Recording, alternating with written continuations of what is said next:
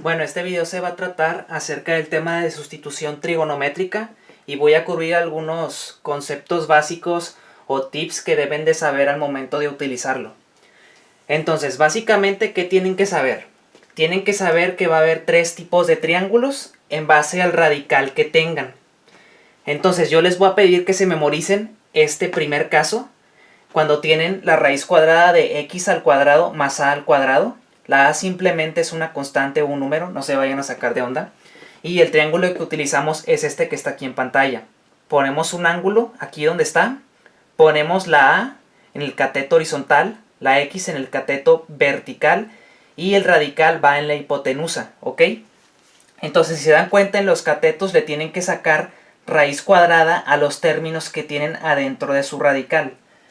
Y de ahí, a partir de este caso, se desprenden los otros dos. Supongamos que yo tengo un radical que tiene la forma a al cuadrado menos x al cuadrado. Lo primero que tengo que hacer es ver mis términos que están adentro de mi radical. Tengo que ver cuál tiene el signo positivo. Y claramente puedo ver que el que tiene el signo positivo va a ser el a al cuadrado. Entonces, el que tenga el signo positivo va a ser el que nosotros vamos a querer colocar en la hipotenusa. Entonces, en este caso, el que tiene el signo positivo es el a al cuadrado. Entonces yo voy a querer colocar la a en la hipotenusa. Y para eso voy a tener que ver mi triángulo de referencia, que es el primero que les dije que se tienen que memorizar. Yo quiero la a en la hipotenusa.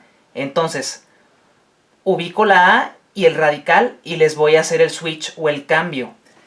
Y ahora sí pueden ver que la a está en la hipotenusa y el radical ahora está en el cateto horizontal. De igual manera, si tenemos, por ejemplo, la forma x al cuadrado menos a al cuadrado, el que tiene el signo positivo es el x al cuadrado. Entonces yo quiero que la x esté en mi hipotenusa. Yo voy a ver mi triángulo de referencia, voy a ubicar el radical y la x y los voy a cambiar. Y ahora en este caso la x está en la hipotenusa y el radical está en el cateto vertical. Entonces eso es para estos tres triángulos. Nada más con que se memoricen el primer caso, ya a partir de este ya pueden deducir los otros dos. Ahora vamos a pasar con lo siguiente. ¿Cómo le hago para obtener el diferencial de x? Bueno, básicamente lo que tienen que hacer es buscar una razón trigonométrica que involucre utilizar a y x. Es decir, que involucre a estas dos. ¿Por qué? Porque básicamente lo que nosotros buscamos es despejar para la x y derivar con respecto a esta variable. Entonces, por ejemplo, en este primer triángulo, ¿qué identidad relaciona la a y la x? Podemos ver que es la tangente, es decir, opuesto entre adyacente. Lo voy a anotar aquí abajito. La tangente del ángulo es igual a x entre a, opuesto entre adyacente, para este primer triángulo, suponiendo que tenemos este primer caso, ¿ok? Entonces yo despejo para la x porque esa es la variable con la cual yo quiero derivar y me va a quedar a multiplicado por la tangente del ángulo es igual a x.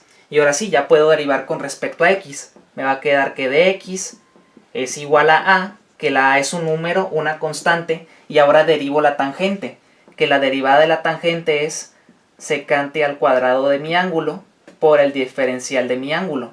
Y ahora sí, ya sustituyo esta expresión adentro de mi integral que tenga. Un consejo que les puedo dar para al momento de relacionar estas identidades de la a y la x, yo les recomiendo que la x de preferencia esté en la parte de arriba de la fracción, es decir, en el numerador, para que puedan despejar más fácilmente. En caso de que la x estuviera en la parte de abajo de la fracción, yo les recomiendo que tomen el recíproco y luego ya deriven.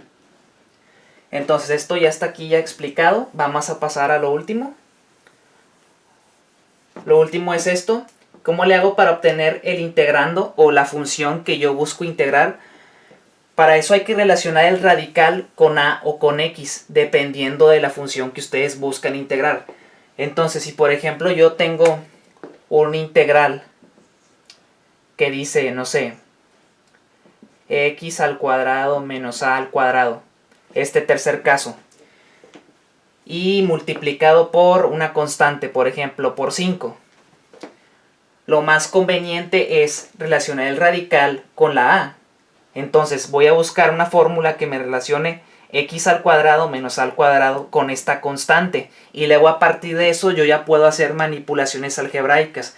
Multiplicar, dividir para cancelar la constante y que me quede esta función que yo busco adentro. Si por ejemplo ahora el integral fuera, vamos a inventar, x al cuadrado más a al cuadrado entre x, tengo que relacionar el radical con la x en este caso, porque está abajo de mi fracción. Entonces la identidad trigonométrica que yo voy a utilizar va a ser en este caso, por ejemplo, el seno del ángulo. Entonces va a ser el seno del ángulo es igual a opuesto entre hipotenusa, x dividido entre esto, x al cuadrado más a al cuadrado, ¿verdad?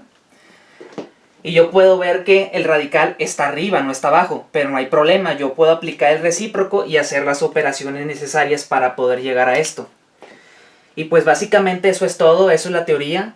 Fue un poquito rápido para no alargar tanto el video, pero espero que se haya entendido y que tengan suerte al momento de resolver estos integrales, porque sí son tardados, pero si tienen en claro bien lo que tienen que hacer, la construcción del triángulo, cómo sacar el de x y obtener la función, no tiene que haber ningún problema.